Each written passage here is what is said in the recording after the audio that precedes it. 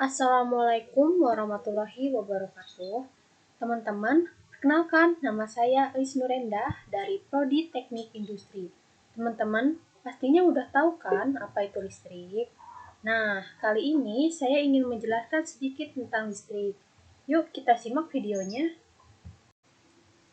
Apa itu listrik, teman-teman? Dari sejarah listrik yang dikutip di situs Wikipedia, seorang Michael Faraday, ilmuwan Inggris yang dijuluki sebagai Bapak Listrik. Karena berkat rintisan dari usahanya ini, listrik menjadi teknologi yang banyak berguna. Nama-nama lain yang dianggap sebagai tokoh listrik adalah De Coulomb, Alexander Volta, Hansi Ørsted, dan André-Marie Ampère. Listrik itu adalah suatu energi yang hanya dapat mengalir pada suatu media saat adanya perbedaan potensial antara muatan positif dan negatif. Listrik adalah sesuatu yang memiliki suatu muatan positif proton dan negatif elektron yang bisa mengalir melalui suatu penghantar yang disebut induktor dalam sebuah rangkaian. Bagaimana listrik itu dibuat?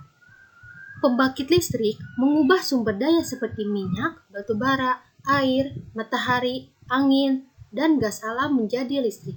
Agar konversi ini terjadi, air atau uap bertekanan tinggi mengaktifkan turbin yang terpasang pada generator. Gerakan memutar ini memutar magnet besar di dalam loop kawat. Ketika magnet berputar di dalam gulungan kawat ini, maka listrik dihasilkan. Lalu di sini ada proses pembuatan listrik tenaga uap. Di sini ada batu bara. Batu bara adalah bahan baku proses pembuatan listrik tenaga uap. Lalu di sini ada boiler. Boiler adalah alat untuk menghasilkan uap yang digunakan untuk pemanasan atau tenaga gerak. Lalu di sini ada turbin. Lalu di sini ada pendingin sekunder dan ini adalah generator. Setelah semua proses selesai, maka listrik pun menyala. Apa itu arus DC dan AC? Arus listrik AC adalah merupakan jenis arus yang tidak mengalir secara searah, melainkan bolak-balik. Arus AC memiliki nilai dan arah yang selalu berubah-ubah dan akan membentuk suatu gelombang yang bernama gelombang sinusoida. Lalu di samping sini adalah arus AC. Lalu apa itu arus DC? Arus DC merupakan jenis arus yang mengalir secara searah. Awalnya arus DC mengalir dari kutub positif menuju kutub negatif. Dan di samping ini adalah arus DC. Nah, sekarang kita akan membahas lebih berbahaya mana sih ketika ada arus tinggi tegangan rendah atau tegangan tinggi arus rendah. Sebelum itu, kita bahas dulu pengertian arus dan tegangan. Arus adalah laju aliran muatan listrik yang melewati suatu titik dalam suatu rangkaian. Dengan kata lain, arus adalah laju aliran muatan listrik. Sedangkan tegangan yaitu tegangan disebut juga gaya gerak listrik, adalah perbedaan potensial muatan antara dua titik di dalam suatu medan listrik. Dengan kata lain, tegangan adalah energi persatuan muatan. Lalu selanjutnya kita akan bahas perbedaan arus dan tegangan. Pertama, kita bahas arus dulu. Arus adalah efeknya tegangan menjadi penyebabnya, dan arus tidak dapat mengalir tanpa adanya tegangan. Selanjutnya adalah tegangan. Tegangan adalah penyebab dan arus adalah efeknya. Dan tegangan bisa ada tanpa arus. Nah, setelah membahas pengertiannya, lalu kita dapat menyimpulkan. Maka disimpulkan lebih berbahaya tegangan rendah arus tinggi karena arus adalah muatan listrik sehingga bisa mengalirkan listrik.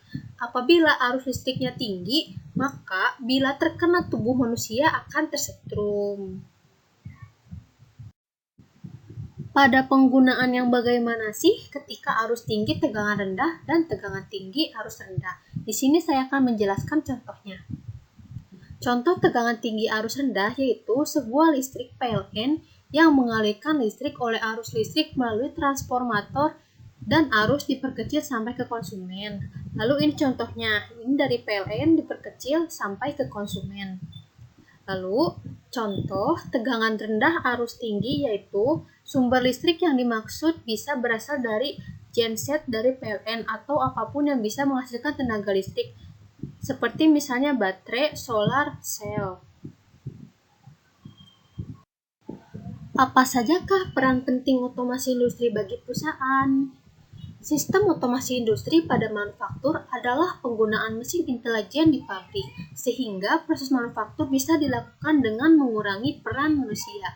Hal ini melibatkan berbagai sistem kontrol yang memungkinkan peralatan operasi dijalankan sendiri.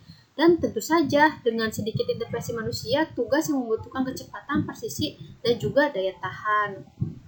Berikut, ini alasan penggunaan otomasi sistem produksi pada industri. Menghemat biaya tenaga kerja, dapat meningkatkan hasil produksi, hasil kerja lebih berkualitas, terhindar dari kesalahan manusia, keamanan lebih terjaga, produksi bisa berjalan dengan cepat. Nah, maka dari itu, peran otomasi industri bagi perusahaan itu sangat penting. Nah, sekarang saya akan membahas bagaimana sih arus positif dan negatif bisa terbentuk. Poin penting yang harus kita pahami yaitu 1. Elektron bergerak dan dapat keluar dari orbitnya. 2. Ada dua jenis muatan yaitu muatan negatif dan muatan positif. 3. Dua muatan yang berbeda akan saling tarik-menarik. 4. Dua muatan yang sama akan saling tolak-menolak. Lalu di samping ini adalah struktur atom tembaga. Dari struktur atom di atas ternyata elektron ini sangat gampang sekali keluar dari orbitnya sehingga tembaga itu disebut sebagai konduktor. Karena dalam listrik, rangkaian listrik khususnya umumnya yang mengalir adalah elektron. Konduktor merupakan suatu material yang dapat menghantarkan listrik karena elektronnya sangat mudah untuk berpindah dari atomnya, dari orbitnya ke atom lain, orbit lain. Sebaliknya, insulator sangat susah elektronnya untuk berpindah-pindah keluar dari orbitnya. Kabel-kabel yang kita gunakan adalah konduktor, maka bisa menghasilkan listrik. Listrik memiliki beberapa jaringan, namun yang kali ini saya bahas adalah listrik 3 fase dan 1 fase. Pertama, saya akan menjelaskan listrik 1 fase. Listrik 1 fase adalah jaringan listrik yang hanya menggunakan dua kawat penghantar, yang ke satu sebagai kawat fase L dan yang kedua sebagai kawat neutral N. Umumnya listrik 1 fase bertegangan 220 sampai 240 volt yang digunakan banyak orang.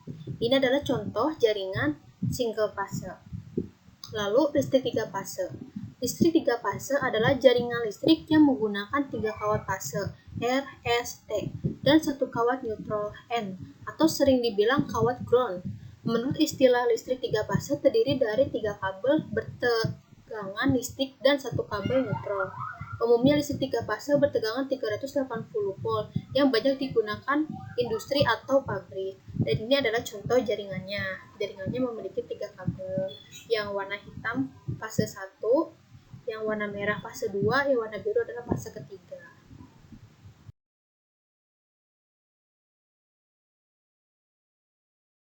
Selanjutnya adalah manfaat listrik 1 fase dan 3 fase.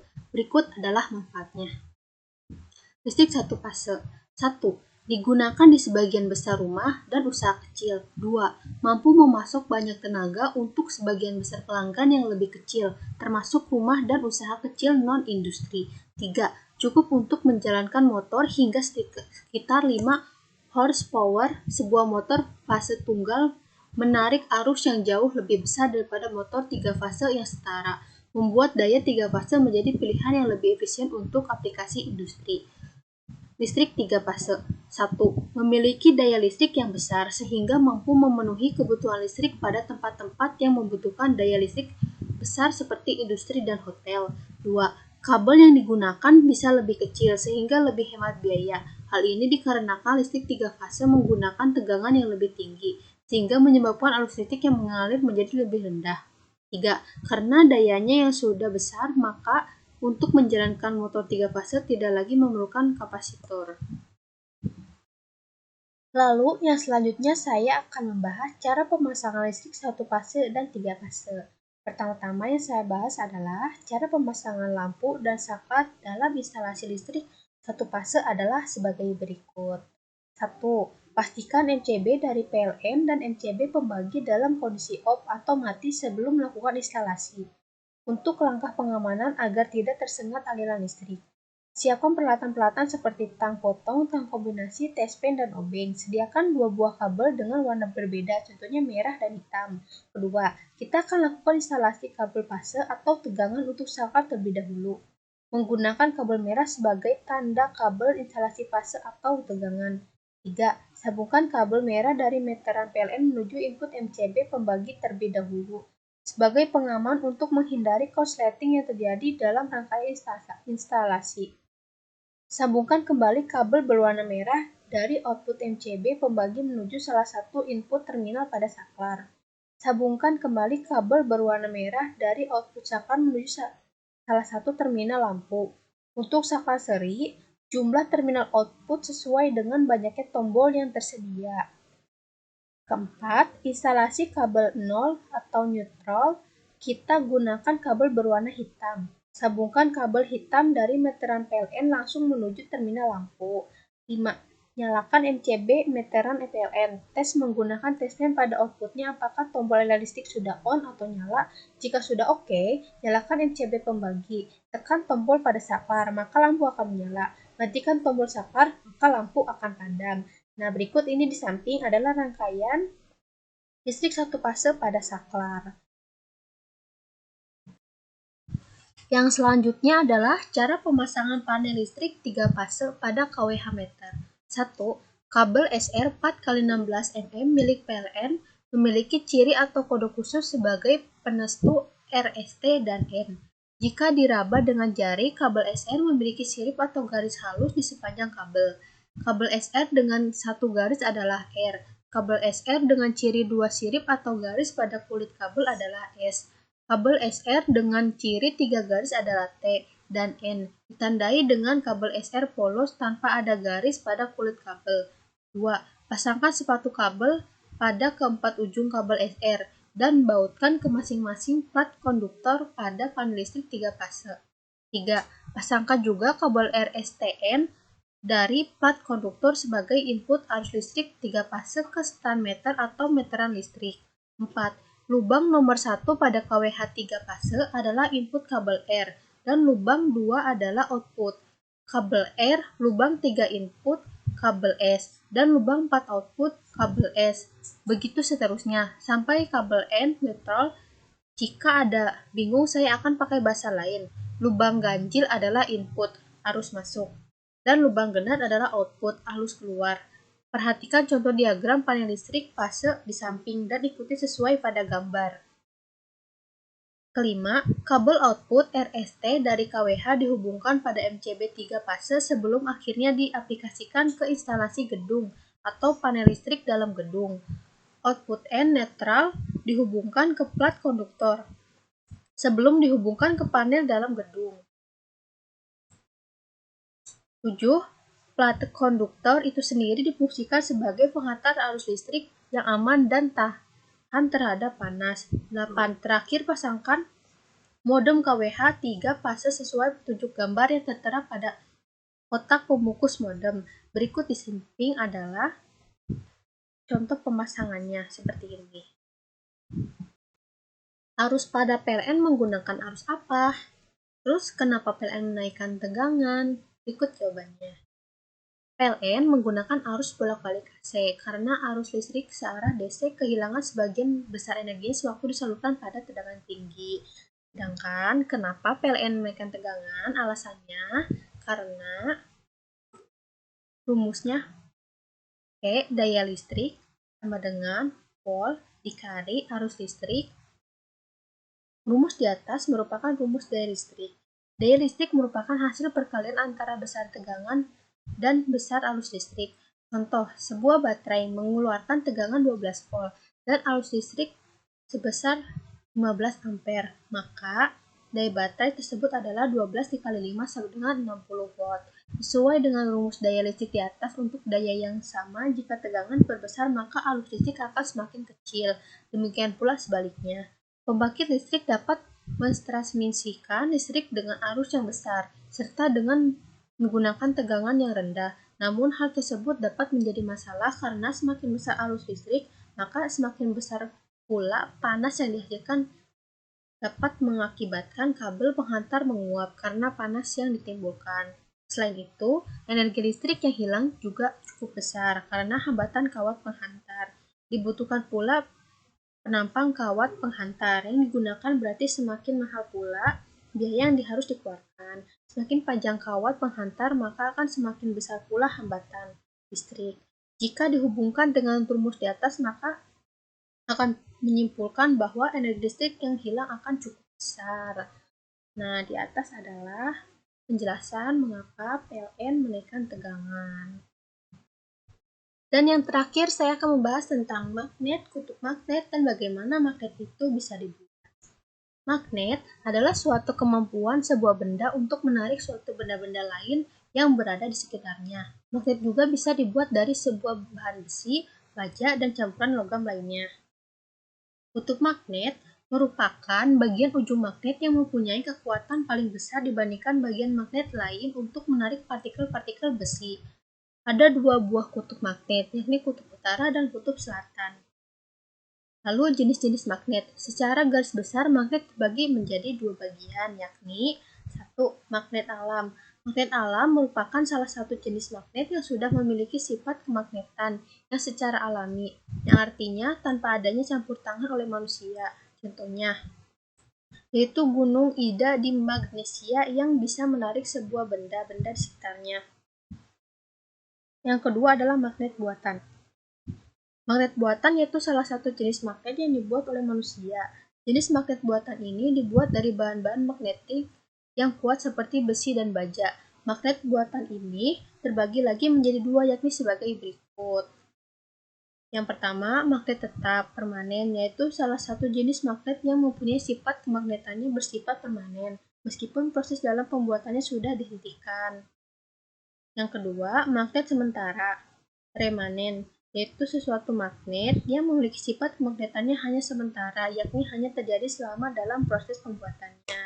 Nah, begitulah penjelasan tentang magnet. Sekian teman-teman materi yang saya berikan. Dan kebetulan saya lagi belajar, jadi kurang lebihnya mohon dimaafkan ya. Dan apabila teman-teman punya kritik atau saran, boleh simpan di kolom komentar ya. Terima kasih. Wassalamualaikum warahmatullahi wabarakatuh.